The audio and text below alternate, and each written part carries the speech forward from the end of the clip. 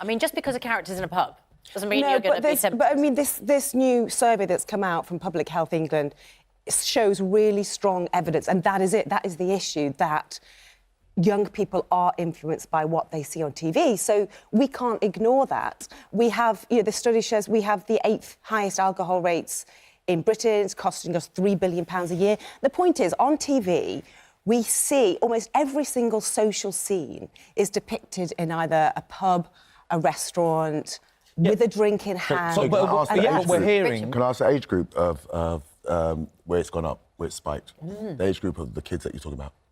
Over 15s in this. Because actually, I thought fewer young people were watching programmes. I'm glad that you said that. And fewer are drinking. Yeah. Well, you see, because one thing I do know is that most young kids, when they leave school and they go to college and universities, when it usually goes up, especially with freshers, right? Because that's their first kind of real induction into being a young adult, not having the parents overseeing them and stuff. So you speak to most people that have been to universities, right? I'm sure that you have yourself.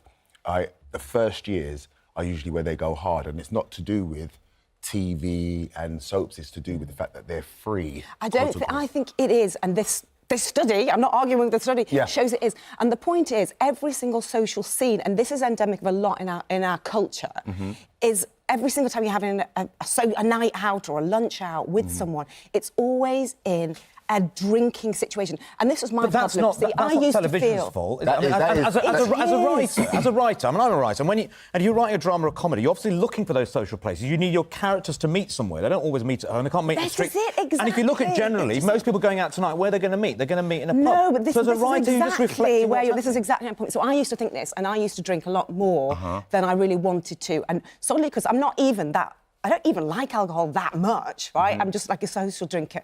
But I found that every single time I wanted to see my friends, the only option available to me was a bar, a restaurant, or a boozy lunch. I've had a massive lifestyle change over the last few years, and this is why I believe this, because now I see that there's a whole other world out there. I now go to exhibitions, or I'm really into sport. I'm a part of a running club. I go cycling. So you'd like that reflected and the point is, the reason I didn't know that world existed was because in the media, the only time that where we socialise is always in a bar. So you believe... That's what I thought life was. OK, so you believe that we've been socially conditioned by TV to go to pubs and blah. But isn't that not English culture from the get-go? I mean, I was born in '72, and far back as I can remember, my grandparents that are not even English, they're Jamaicans, right, used to go to the local pub. That's not because they watched Emmerdale back in the 70s and 80s and went, that's where I need to go. You say, OK, the soaps are reflecting what goes on in British culture. Yes. I say it's opposite, actually.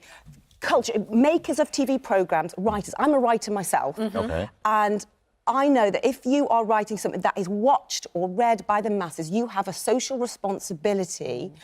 You are a role model. Yeah. Can I ask you a question on this? I just want to ask you a question. If the evidence says that popular culture is shaping society, then you have a responsibility to depict a essentially responsible is there a spike drinking. in bigotry and things like that, which is more depicted on soaps? I mean, like, if there was a real-life Albert Square or real-life Rovers of Turn or wherever, people couldn't live there. Because the stuff that actually happens on the show... Imagine living in Midsummer Murders. Right, there you go. I mean, honestly. No, so I'm just saying, is there a spike in that too? Because if there isn't, then you're saying the only thing that... If the direct correlation is that the only thing that the kids are taking is getting a pint of beer as opposed to cheating on their spouses or murder or kidnapping, then we're not doing too bad, right? If that's the only thing they're taking from it. Yeah. Because those are the things that are pushed more on those programmes. When I used to work on EastEnders, we didn't even order the drinks. That bit was in silence. It was just, if you watch it... And is that because social responsibility it wasn't prevalent to the story. Right. Right? So we literally go, and the person just...